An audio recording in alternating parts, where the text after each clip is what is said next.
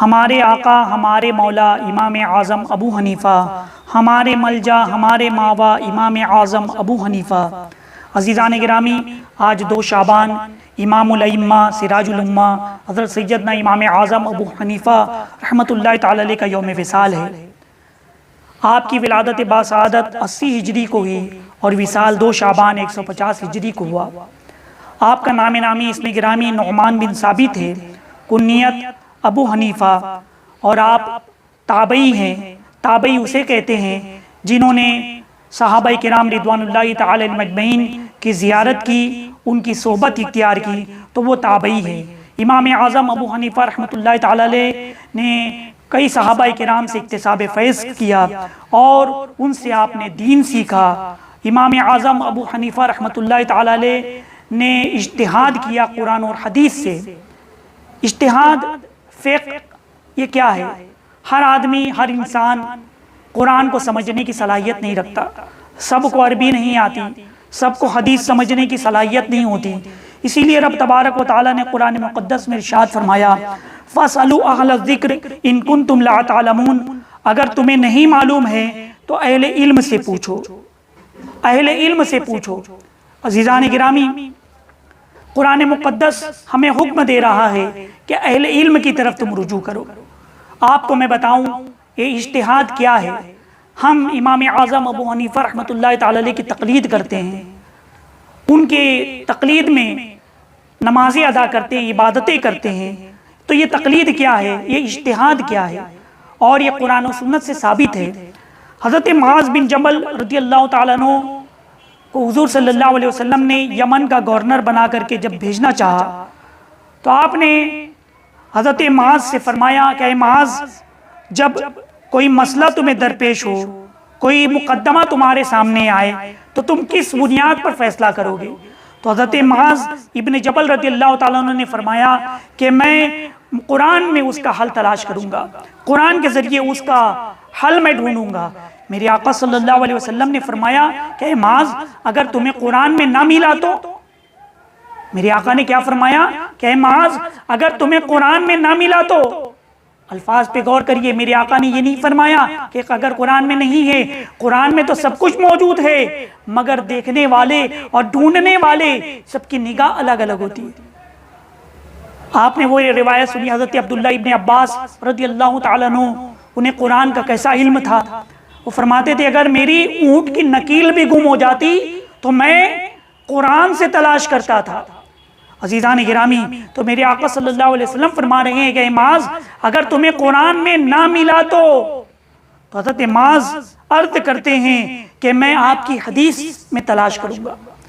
میرے آقا نے فرمایا کہ اگر حدیث میں بھی نہ ملا تو حضرت معاذ رضی اللہ تعالیٰ عنہ عرض کرتے ہیں کہ یا رسول اللہ صلی اللہ علیہ وسلم، پھر میں اجتہاد اپنی رائے کے ذریعے فیصلہ کروں گا۔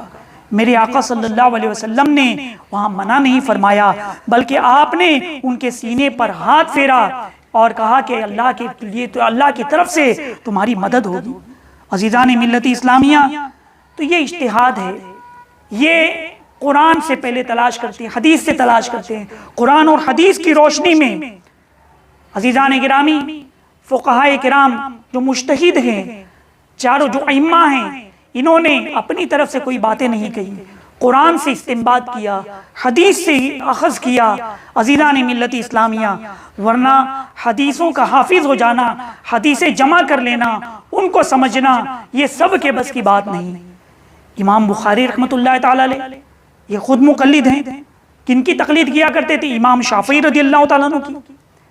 یعنی ایک مثال کے ذریعے میں آپ کو سمجھاؤں، ایک جڑی بوٹی کی دکان ہے، ہر قسم کی جڑی بوٹی موجود ہے۔ کوئی مریض اگر آئے گا تو اسے وہ جڑی بوٹی بیچنے والا یہ نہیں بتا پائے گا کہ کس مرض کی ہے، اس کی شناخت کہ کون سی جڑی بوٹی کب کھانا ہے، کب استعمال کرنا ہے، اس کے لیے حکیم کی طرف رجوع کرنا ہوگا۔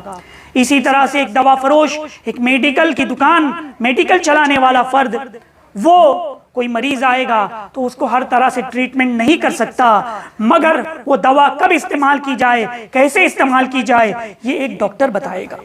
عزیزان ملت اسلامیہ، تو پتہ کیا چلا؟ حدیثیں یاد ہو جانا، حدیثیں معلوم ہونا اور حدیث کو سمجھنا، یہ سب کے بس کی بات نہیں۔ عزیزان گرامی، تو یہ محدثین کرام نے حدیثیں جمع کی اور حدیث اور قرآن کو سمجھ کر جو فقہاء کرام نے اجتہاد کیا، امام اعظم ابو حنیفہ رحمۃ اللہ تعالی علیہ، امام شافعی رضی اللہ تعالیٰ عنہ، حضرت امام مالک رضی اللہ تعالیٰ عنہ، حضرت امام احمد بن حنبل رضی اللہ تعالیٰ عنہ، انہوں نے قرآن اور حدیث سے اجتہاد کر کے مسائل اخذ کیے اور عوام کے سامنے آپ نے پیش کیا، امت مسلمہ کے سامنے پیش کیا۔ اعلیٰ حضرت امام احمد رضا رحمت اللہ تعالی علیہ انہی کی بارگاہوں میں یوں خراج عقیدت پیش کرتے ہیں، شافعی مالک احمد امام حنیف، شافعی مالک احمد امام حنیف، چار باغ امامت پہ لاکھوں سلام۔ عزیزان گرامی، عربی سمجھنا، حدیث سمجھنا، یہ سب کے بس کی بات نہیں، یہ اللہ تبارک و تعالیٰ کی طرف سے عطا ہوتی ہے کہ اس کا مطلب حل کیا ہو۔ آپ کو میں بتاؤں، زمانے میں کسی نے قسم کھائی، کسی بھی مطلب قسم کھا لیتے تھے، قسم کھائی کہ یہ کام ہو جائے گا میرا تو میں ایسی عبادت کروں گا کہ دنیا میں کوئی بھی اس وقت وہ عبادت نہیں کر رہا ہوگا۔ قسم کھا لی، اب وہ کام بھی پورا ہو گیا، مگر بعد میں جب انہیں خیال آیا کہ قسم تو ایسی تھی کہ ایسی عبادت کریں گے کہ دنیا میں کوئی بھی عبادت نہیں کر رہا ہوگا، اس وقت بڑے بڑے علماء کرام، بڑے بڑے اہل علم سب خاموش رہے، کچھ بات نہیں سمجھ میں آ رہی تھی، مگر اس موقع پر ہمارے غوث اعظم رضی اللہ تعالیٰ عنہ نے فرمایا کہ تم چلے جاؤ حرم شریف میں، کچھ دیر کے لیے حرم کو خالی کر دو اور پھر اس وقت تم طواف کرو، تو جب تم طواف کر رہے ہوں گے تو کوئی بھی بندہ طواف نہیں کر رہا ہوگا، وہ عبادت ایسی ہوگی کہ پوری دنیا میں اکیلے تم وہ عبادت کر رہے ہوں گے۔ عزیزان گرامی، تو اب یہ جو مسئلے کا حل ہے یہ کچھ لوگوں کے دلوں میں آتا ہے، تو ان کی شخصیت کیسی ہے۔ اسی طرح امام اعظم ابو حنیفہ رحمۃ اللہ تعالی علیہ کا زمانہ ہے، بادشاہ نے یہ کہا کہ اگر میری بیوی چاند سے زیادہ حسین نہیں ہوگی تو میں اسے طلاق دے دوں گا۔ اب یہ مسئلہ یہ کہنا تھا کہہ دیا، اس کے بعد لوگ کہنے لگے، علماء کے پاس گئے، کیا بیوی چاند سے زیادہ حسین ہے؟ بادشاہ نے کہا کہ چاند سے زیادہ حسین ہونی چاہیے، نہیں ہوگی تو طلاق۔ عزیزان گرامی، علماء، اہل کوفہ کے علماء اور اہل بغداد کے علماء، عزیزان گرامی تمام لوگوں نے، یہ کوفہ کے علماء، بغداد کے علماء سب جمع ہوئے، لیکن کوئی حل نہ نکلا۔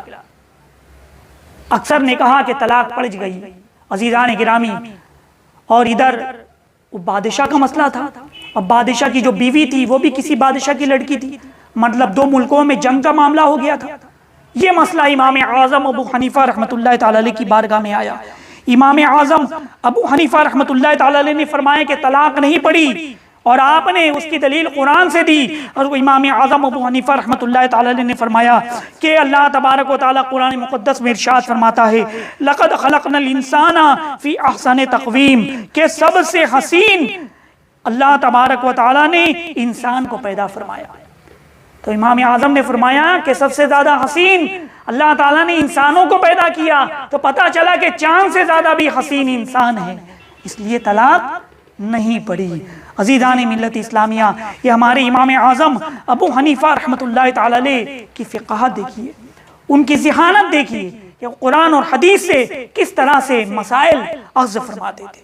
عزیزان ملت اسلامیہ، اسی طرح ایک شوہر نے اپنی بیوی کو طلاق دے دی، اور ایسے وقت دی کہ جب بیوی پانی لے کر آ رہی تھی، اور کہا کہ تجھے طلاق، تو اگر یہ پانی پھینک دے گی تو بھی طلاق، پانی پی جائے گی تو بھی تو طلاق، اور پانی رکھ بھی دیا تو بھی طلاق۔ بیوی پریشان ہے کہ پانی کے زندگی بھر لے کر کے گلاس لے کر کھڑی رہی، پھینکے گی تو بھی طلاق پڑ جائے گی، پی لے گی تو بھی طلاق پڑ جائے گی، کرے تو کیا کرے؟ علماء کے سامنے مسئلہ پیش ہوا، سب خاموش ہیں۔ جب یہ مسئلہ امام اعظم ابو حنیفہ رحمۃ اللہ تعالی علیہ کی بارگاہ میں پیش ہوا۔ امام اعظم ابو حنیفہ رحمۃ اللہ تعالی علیہ نے فرمایا کہ گلاس کے اندر جو پانی ہے سوکھا کپڑا اس کے اندر ڈالو، اور ڈالنے کے بعد اس کا پانی کپڑے میں جذب کرو اور اس کو دھوپ میں سکھا دو، اس طرح سے نہ پانی پینا پایا جائے گا نہ پانی کا گرنا پایا جائے گا۔ تو گرنے کی وجہ سے بھی طلاق نہیں، پینے کی وجہ سے طلاق نہیں، پانی تو دھوپ میں سوکھ گیا۔ عزیزان گرامی، امام اعظم ابو حنیفہ رحمۃ اللہ تعالی علیہ کو اللہ تبارک و تعالی نے وہ مقام و مرتبہ عطا فرمایا تھا۔ آپ کی عبادت اور ریاضت کی طرف اگر آپ دیکھیں گے تو رمضان المبارک کے مقدس مہینے میں آپ روزانہ رمضان میں 60 مرتبہ قرآن عظیم کی تلاوت ختم فرماتے تھے۔ ایک دن میں ایک مرتبہ ایک قرآن ختم کرتے اور رات میں ایک قرآن ختم کرتے، اس طرح پورے رمضان میں آپ 60 مرتبہ قرآن عظیم ختم فرمایا کرتے تھے۔ تہجد، گریہوزاری، اللہ اکبر، راتوں میں عبادت کرنا امام اعظم ابو حنیفہ رحمۃ اللہ تعالی علیہ کا معمول تھا، اور آپ نے 40 سال تک عشاء کے وضو سے آپ نے فجر کی نماز عطا فرمائی۔ امام اعظم ابو حنیفہ رحمۃ اللہ تعالی علیہ کا مقام اور مرتبہ بڑا ہی بلند و بالا ہے، اور امام اعظم ابو حنیفہ رحمۃ اللہ تعالی علیہ نے بے شمار اساتذہ کرام سے اکتساب فیض کیا، ان سے علم حاصل کیا۔ عزیزان گرامی، اور ساتھ ہی ساتھ آپ نے معرفت، تقوی، طہارت، اس کے لیے حضرت جعفر صادق رضی اللہ تعالیٰ عنہ ان سے اکتساب فیض کیا۔ ان کی بارگاہ میں آپ 2 سال رہے۔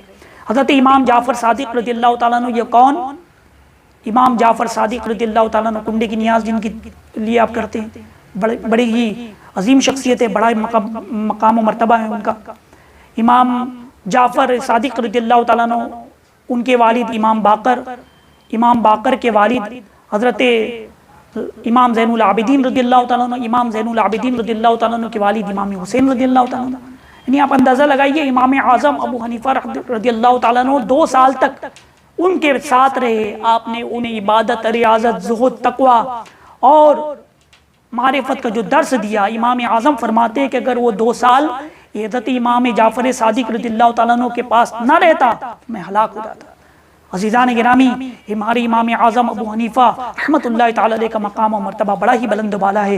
اللہ تبارک و تعالی سے دعا ہے کہ امام اعظم ابو حنیفہ رضی اللہ تعالیٰ عنہ کے فیضان سے مالا مال فرمائے، ان کے نقش قدم پر چلنے کی توفیق عطا فرمائے۔ وما علینا الا البلاغ۔ السلام علیکم۔